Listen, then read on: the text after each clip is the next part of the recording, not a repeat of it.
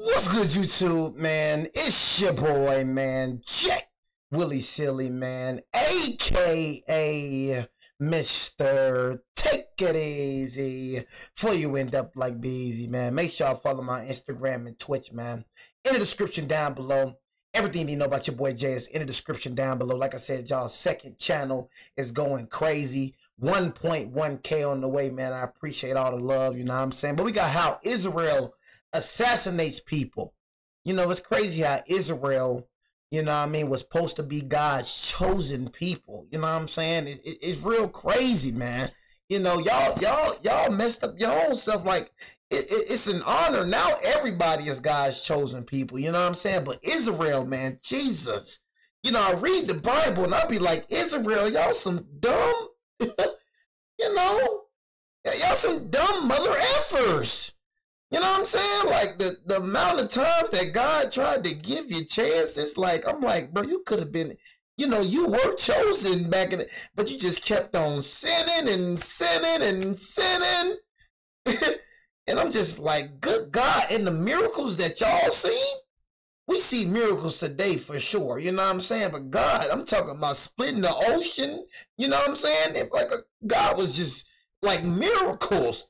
Making the water come from a rock. I'm like, you literally, we see God, but boy, you was seeing God. You know what I'm saying? And you still, you know what I'm saying? Ain't Israel, man, Jesus Christ. You know what I'm saying? Israel. But we got how Israel assassinates people. Y'all tell me, bro, who, you know, Israel is at war with. You know what I'm saying? And this is another thing, y'all. When I read the Bible, y'all, why don't I see America? Like, I be saying a lot of things too, y'all. I see Israel, we see Bethlehem, you know what I'm saying? A whole lot of other, Jerusalem, you know, it's a lot of other places named in here, but I've never seen America. Like, for America to be the top of the top, it's like, why isn't America never, we see Egypt, but why isn't America ever named? Like, am I the only one that think America is not America? Like, what if we're like another name, right?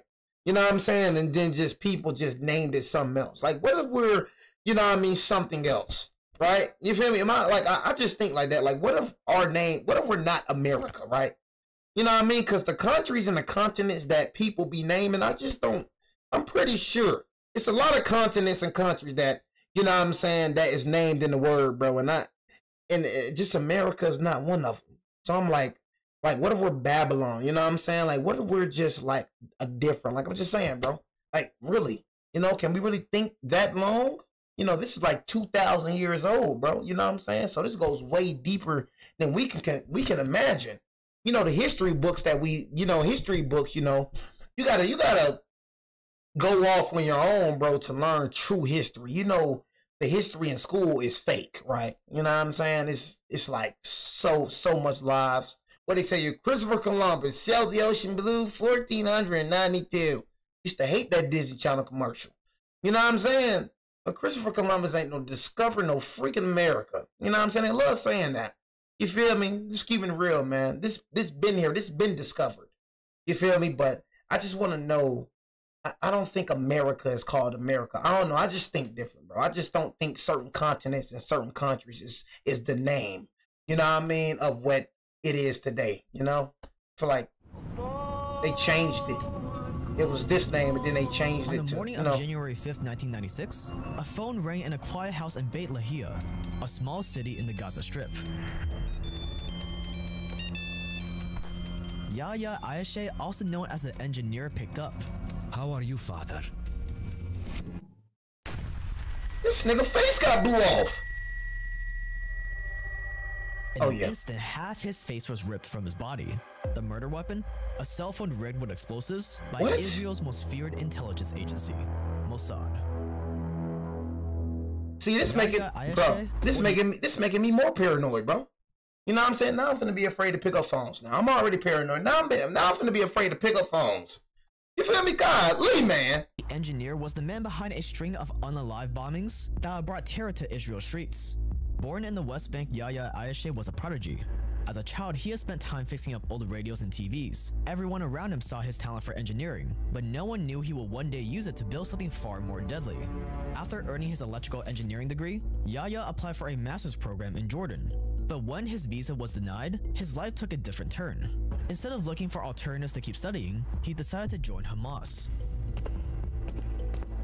And to Hamas, Yahya Ayeshe was a gift. He taught them how to make bombs from nothing. Not C4, not from hard-to-find military components, but from regular everyday household items. Detergent, acetone, sugar, the kind of stuff no security checkpoint could stop. And he would process them into an explosive so deadly that it was called the Mother of Satan. And in just a few short years, Yahya Ayeshe became Hamas's deadliest assets. By the time the engineer turned 29, he was already responsible for the death of over 150 people. Dang, bro, why you killing 150 people for, bro? You know, that's kind of weird, right? So you're just a terrorist, right?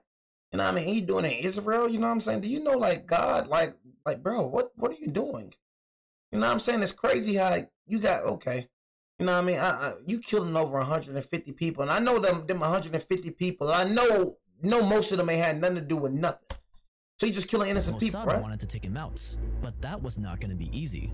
Israeli intelligence had spent years on his track, but he managed to slip through their fingers every single time. When the West Bank eventually got too dangerous for him, he was smuggled to Gaza so Mossad followed. There was no way they were going to let him escape this time. Yahya knew he had to be careful, so whenever he wasn't in his friend Osama's house, yo, what the freak? He would dress up as a woman in a burqa. Child, what the freak? Hold on, am I tripping? Am I tripping, my nigga? Sorry, chat. Like, what the? I'm sorry, y'all. I knew the video. The video was tripping, gang. The freak. My fault, y'all. Like, what the freak? I knew I wasn't tripping. Responsible for the death of over 150 people. Mossad wanted to take him out, but that was not going to be easy. Israeli intelligence video pause, bro. Track, but he managed to slip through their fingers every single time. When the West Bank eventually got too dangerous for him, he was smuggled to Gaza so Mossad followed. There was no way they were going to let him escape this time. Yahya knew he had to be careful, so whenever he wasn't in his friend Osama's house, he would dress up as a woman in a burqa, completely covering his face with a rifle hidden underneath his dress just in case. But as any intelligence officer knows all too well, comfort is the enemy of survival. And soon enough, Yahya became a little too comfortable. He started following a routine. He relaxed. And that's when Mossad found their way in. They discovered that Yahya was staying at his friend Osama Hamad's house. Now all they needed was a way in. Comfort, bro. That way in turned out to be Osama's uncle. Osama's uncle was just the kind of man Mossad needed for the job. A man with loyalty to just one thing, money. For the right price and US visas for his family. You see what I'm saying? For the right price. You know what I mean? For the right price, man. I'm just sorry, bro. I can't never just sell out. Like for me, bro, it's just for me being, I can't live with myself knowing that, like, I don't care. Like, for me, I don't care if my nephew was to kill 300 people. You know what I'm saying? I'm just never finna, like, you do it. You go get them. I'm never finna hide my nephew. Like, if you kill 300 people, don't come here hiding, bro. I'm not finna hide you, bro. I know I can go to jail for that. But I just don't feel comfortable giving him up. I don't feel comfortable being a part of his assassination, and most definitely. No amount of money, no bribery can, make me go through with that. You know what I'm saying? At the end of the day, you want to catch him, you catch him. He ain't staying here. I'm not finna help him get in the way. Do your job, bro. But don't try to bribe me. You know what I'm saying? Don't try to do that. I don't know. I just can't live with myself, bro, if I did something like that, bro. That's just me personally. He gave Mossad exactly what they needed. Bro, can you tell me why this video keep pausing, bro? Like for real, why does video keep pausing, gang? You feel me? Like, I'm getting real pissed off. You feel me? Like, on my mother, bro, I'm getting pissed off. Stop pausing, gang. You want to pause and no other stuff? Now you want to pause now? Price and US visas for his family. The freak, my nigga? He gave Mossad exactly what they needed. Every setting is correct. His nephew's phones. He knew Yahya didn't own a phone himself, so whenever he needed to call his family in the West Bank, he borrowed one of Osama's. Maybe the uncle thought Mossad was just wiretapping his phone. Either way, he handed over the phone, took his reward, and disappeared. And then Mossad got to work. It's 6:30 a.m. in Beit Lahia, Gaza. The engineer finally allows himself to sleep, and next to him, lying on a small table, was Osama's Motorola phone. On the surface, nothing about the phone seemed suspicious. It looked normal, it felt normal. But in reality, Mossad had already gotten in there and worked their magic. Inside the phone, they had planted about 50 grams of RDX, a powerful explosive that they could detonate remotely. They had molded and hidden the explosives so well that not even the engineer, a man who lived and breathed bombs, noticed. With the murder weapon hiding in plain sight, all Mossad had to do was wait. At around 8 a.m., the phone finally rang. The engineer was awakened from his sleep by the sound, but his friend Osama got there before him.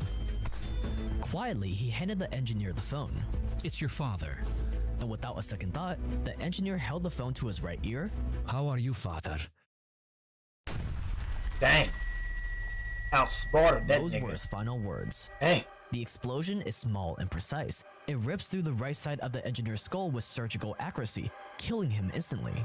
It was so accurate that his left side remains completely untouched, and Osama standing right next to him walks away without a scratch. As the sound of the explosion rang through the street, chaos followed. Neighbors ran over to the house to see what happened. People walking by on the street stopped in their tracks. It was far too late. I'm not gonna lie, that's the all right. About. Look, that's the worst way to go out right there. I'm gonna keep it G. I wouldn't even seen that coming. I'm gonna just keep it G, and especially by how the way I move, bro. I ain't gonna lie, I move very smart. You know what I'm saying? You know, according to me, but I'm gonna keep it G. I wouldn't even seen that come. You know what I'm saying? Like, godly, now I'm looking at my phone. You know, hold on right quick. You know, just gotta make sure. Hello, father. You know what I'm saying? You know, I just gotta make sure there's no bombs up in here. You know what I'm saying? I told y'all, now I'm finna get more paranoid. Y'all already know I'm paranoid at this mother F. You know what I'm saying? No bombs in the seats. No bombs. No bombs. No, I just gotta make sure. You know what I'm saying? Yep. So it's another thing to be paranoid about. Okay, I found another thing to be paranoid. We're paranoid about phones now. You know what I'm saying? Okay, phones. That's another thing we gotta watch out for. Phones. You know what I'm saying? Every time we hear a phone ring, we're gonna have to do something. We ain't gonna pick up that phone immediately. Inside Osama's house, Yaya's body lay lifeless on the floor. Good God Almighty. His still gripping the phone that killed him. And if Mossad is capable of such precise assassinations like this, assassinations that don't harm any innocent bystanders, it makes you really question why they're doing this. Yeah, what the must have been hiding a lot to of. see just how capable they are of not causing collateral damage, let's explore just how good Mossad is at targeted assassinations. Stay dangerous and let's get into it. Mossad's targeted assassinations. What the freak going on with Israel though? Y'all still at war? Over ops, if you want success in your e-commerce business, you need one thing: efficiency. And that is where There we go with the sponsors. Oh my God. Make your money though, man. I'm reacting to your video, but come on, Jake Tran. territory as Mossad could hope to get. And just like the engineer, they were here for one thing. Seemingly out of nowhere, a convoy of cars turned onto a quiet street. Inside one of the black sedans sits Iran's nuclear granddaddy, Iran's very own Oppenheimer, the guy behind their entire nuclear weapons program, and probably the guy with the biggest Mossad. Oh, I heard about him. I ain't gonna lie, I heard about him. This was crazy right here. On his back. I didn't even hear, like, you know what I'm saying, like, I think I heard about him. You know what I'm saying? Helicopter crash, if I'm not mistaken. Mohsen Fakhrizadeh was his name, and he's been under Mossad surveillance for decades. But here's the thing about Mohsen. Unlike the engineer, he had an entire country to disappear in. He had the entire government's pocketbook at his disposal. He even had 12 bodyguards protecting him and his wife at all times. So getting to him would be a lot harder than just rigging his phone. Mossad had tried and failed to track him before. They had gone through dozens of plans to get rid of him, but Mohsen was always one step ahead. Obviously, they needed a new approach. They needed to think a lot bigger. And by late 2019, they had finally set their plan into motion. See, just like the engineer, Mohsen had fallen prey to routine. He had gotten into the habit of visiting one of his homes in Upstart every Friday. And that routine, him driving with his wife from Tehran to Upstart every Friday afternoon, made him vulnerable. It's 3:10 p.m. Mohsen's car continues moving down a long winding road through the dusty countryside of Upstart. Little does he know that he's about to drive into a trap that's been years in the making. See, Mossad knew that they couldn't just send any old hit squad after him. It was too risky, and there was too big of a chance that they would get caught. Bombs and airstrikes, on the other hand, weren't reliable enough. They could easily miss their targets. If they wanted to be successful, they would have to pull this off with 0 boots on the ground and 100% accuracy. So that's exactly what they did. Just a few hundred meters down the road from Mohsen's car, a truck was parked inconspicuously near the side of the road. On the surface, it looked totally normal, just like any other construction vehicle with a flat tire or empty gas tank. But this was not just any old truck. It was planted there by Mossad, and it was their ticket to finally getting rid of Mohsen for good. In the back of the truck, completely camouflaged by construction material, was one of the most futuristic weapons Mossad had ever used. A 1-ton AI-controlled satellite-operated machine gun aimed directly at the oncoming cars. Mossad agents had assembled the gun piece by piece over almost a year. They had programmed the AI to recognize Mossad some crazy-ish at him with the precision of a sniper, while they watched from the safety of their home country. By the time Mossad's car was driving down the road in Absard, no Mossad agents were left in Iran. They were thousands of miles away watching the entire thing on screen. As the convoy got closer and closer, the mechanism controlling the gun suddenly powered on. This would be Mossad's one shot at taking out its most wanted enemy. And without any input from a human or any sort of authorization, the AI scanned the faces of the people in the approaching cars, and right at the moment Mossad's car slowed down to go over a speed bump, that's when the gun opened fire. The first shot punctured the car's windshield and hit Mohsen in the chest.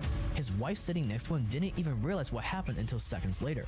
Immediately, Mohsen lost control of the car and swerved off the road. Within seconds, he was gone. And in less than 3 minutes after the attack began, the truck with the machine gun was also gone. As soon as it fired the last shot, the entire truck exploded, taking any trace of evidence with it. That's crazy, bro. I'm not gonna lie. By 3:12 p.m., it's like, y'all, we not seeing none of this, bro. Like, this man just driving with his 12 security guards, thinking everything cool, bro. Not minding the truck on the side of the road. Next minute, you know, foof, like the junk is crazy. Everything was just normal, like freaking.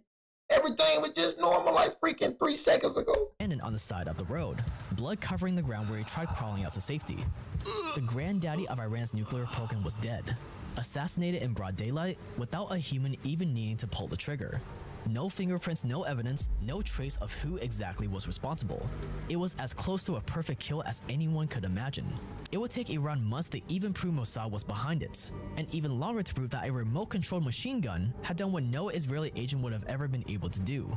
It was yet another huge win for Mossad, but even though Mossad had a lot to celebrate, they were not done yet. These 2 assassinations were just valuable practice runs, leading up to their most daring operation yet. Oh shoot. So them 2 were connected, huh? Them 2 were connected. Kwang is an entrepreneur in Thailand that is hailed as the guy that brought back the humble electronic pager. His company Gold Apollo sold their pagers to governments around the world, from the Dutch to the FBI. But in 2021, he got approached with something different. A Taiwanese woman came to him, and she said that she knew a Teresa who worked for a Hungarian-based company called BAC Consulting, and that BAC Consulting wanted to buy his pagers. And so naturally, he started selling his pagers to this Hungarian company.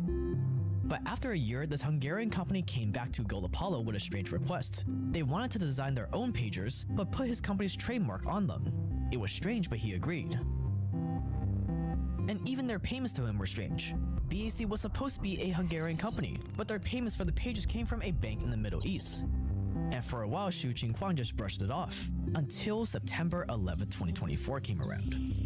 It was a peaceful morning in southern Lebanon. Some people were out shopping, some were standing in grocery store lines, some were sitting at home with their kids, some were on their way to work. Life seemed completely normal, until the first explosion. Holy crap. Seemingly at the exact same time. What the freak, bruh? Home with their kids, some were on. Bro, look at this, y'all. You know what I'm saying? Like, come on, gang. You know what I'm saying? Like, this junk is crazy, bro. Like, my settings are terrific, bro. Come on, bro. Like, we serious? Like, look at this.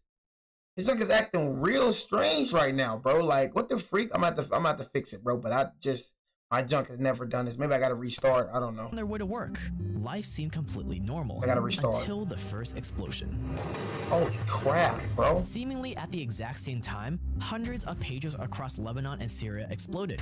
Not caught fire or malfunctioned, exploded. Like the engineer exploded. Within just a few minutes, 37 people were dead and over 3,000 people were injured. Dang! Set in for Hezbollah soldiers and civilians alike, but it wasn't over yet. Because the very next day, less than 24 hours later, Lebanon was rocked by explosions. Jesus Christ! This time, it was two-way radios or walkie-talkies. Unlike pagers, walkie-talkies had a lot more space for explosives, making the explosions even bigger and more deadly. Dozens of people were killed or injured, and no one could understand why. That is not funny at all. Police and reporters came rushing to question Gold Apollo's Xu Qingquang, being that his pagers were the ones used in the attack. And in that moment, it all made sense. So he got set up. He realized that those pages used in the attack did have his company's name on it, but they were entirely different from his designs, and that they also had a completely different computer chip installed in them This nigga that got his set company up. didn't use. And that BAC Consulting was nothing more than a Mossad front company. As journalists dug in, they discovered that according to the company's most recent annual reports from the Hungarian Ministry of Justice, the company only had around $320 on their balance sheet. It was as clear as day what had happened. Mossad had created a fake front company years in advance. They sent an asset to go to Paul to strike a deal with the pagers. Crazy. They most likely replaced one of the 2 batteries in the pager with an explosive device, and then they somehow sold these explosive pagers to Hezbollah, who was none the wiser. And then they waited.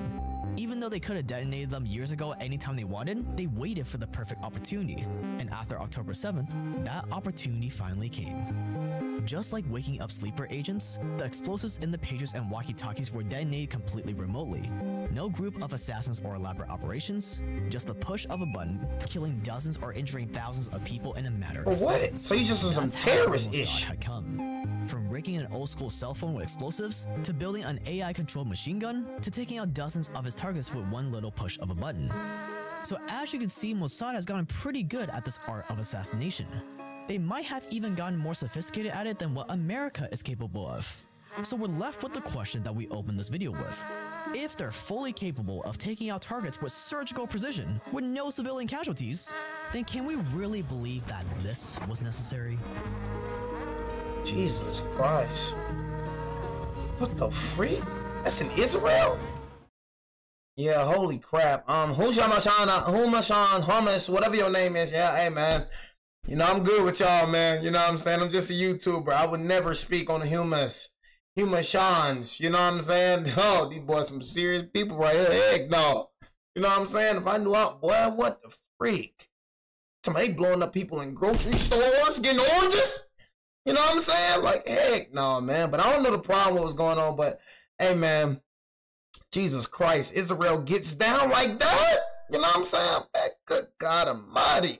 Anyways, man, y'all make sure y'all go meet me over there at Twitch. I don't know what was going on with the vid why I kept freezing, but I'm a fix it, bro. You know what I'm saying? But good God almighty, I did not know Israel got downs like that.